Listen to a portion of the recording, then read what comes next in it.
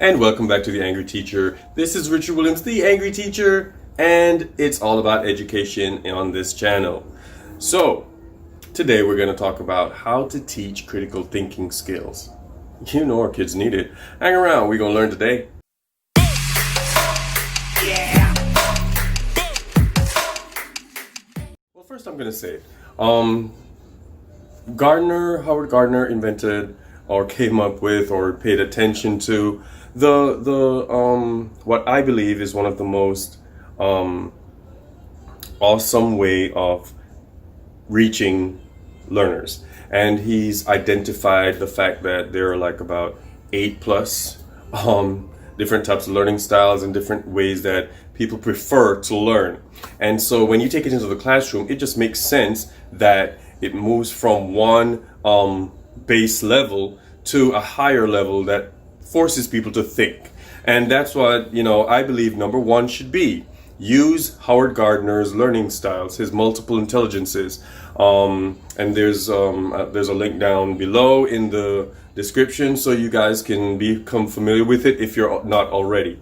And that's the premise of where we're going to go with this, because for the most part, it makes you vary your lessons, vary the activities that you do in your lessons so that you can reach each child, and each child will get the opportunity to think a little bit deeper. So that's number one. Use Howard Gardner's multiple intelligences to kind of navigate your lessons. By all means, don't forget to like, subscribe, and comment, and ring the notification bell for the next dope Angry Teacher video.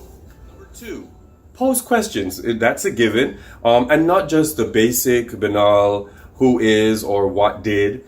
You can start with those because every kid is on a different level, or every kid needs to have the basic level, and then you move from there. But make sure that, once again, if you're using the multiple intelligences, if you're using the Bloom's taxonomy, it will help you developing your questions. I'll put a link down below for him as well, because his questions are off the chain, guys. You get to analyze and you get to tier your questions for each child in front of you. So with that said, when you pose questions, it doesn't have to be on an assignment or on an exam.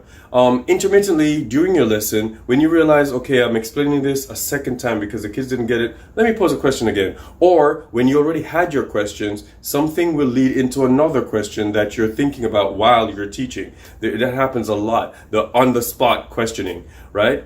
So intermittently throw those in. There's also the teacher think alouds. I purposely go out of my way to act as if I don't know something or I need clarification for something. So it adds to the drama of the lesson, and it also adds to the fact they want to participate. They want to help me figure out what's going on. So posing those questions helps them think. And you know what? Something that we think is just, some people think is just busy work, but graphic organizers. It helps us organize our thoughts. It helps us think critically in how we're going to respond to the different assignments, the different passages. So use graphic organizers, build questions into those graphic organizers, and you'll be fine. Remember to pose questions. And maybe it's because I'm an English teacher, but I've said it before, have students write and talk.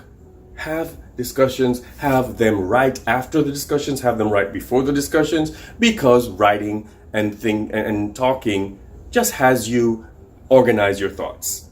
It has you think, okay, you wrote something down, you've discussed it, now let me revisit and recalibrate. Let me redo something. Or, hey, I was right the whole time, but I've got a new perspective on what I thought was going on. All right? So that helps with critical thinking. It helps develop critical thinking. It helps hearing other people. It helps you to see your mistakes. And a lot of kids don't like when I do this, but some do, and they're getting it. By the end of the year, everybody, it's not a big deal. But share outs, when you write something and then you have to share it out, you hear your mistakes, you see your mistakes. And a lot of kids, and you'll hear it when they're reading out, oh no, I didn't mean to say that. Oh, what was I saying? They start hearing and seeing their mistakes. So critical thinking starts, and then they have to recalibrate, they have to move stuff around in their heads, do it on paper, and so it helps with the critical thinking skills. All right, so have them write, guys, have them talk. And Lastly, number 4, create a foundation and an opportunity for them to think.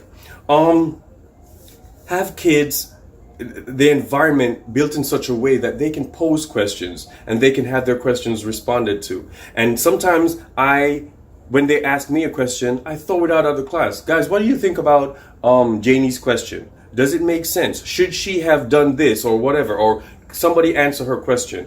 And it forces everybody else to think as well. And then they have to help Janie, who in turn is helped. And she can help somebody else. Or she realizes, oh, wait a minute, my question was on point because it helped a whole lot of kids because they didn't know what it was either. Or what the heck was I asking?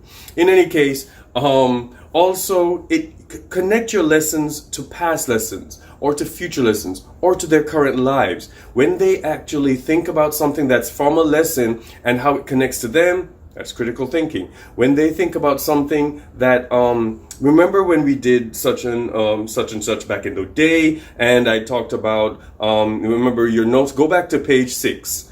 And, right now, currently we're on page 12. Go back to page 6 and check to see if there's anything that we discussed that we missed or from what was in the notes or something that we should have said that we didn't.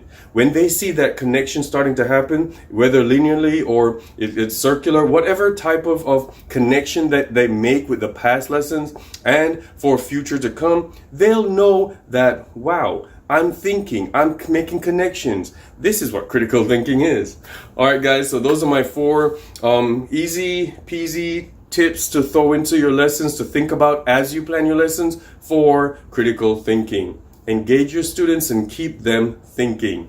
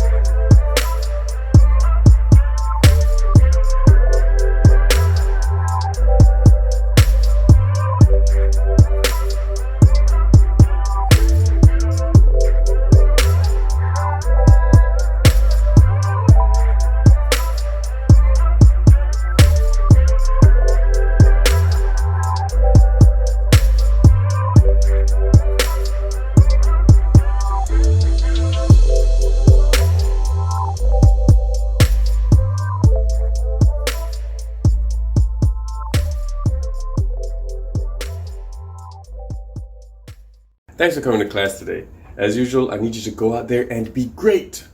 Hey, let's just go out there and teach.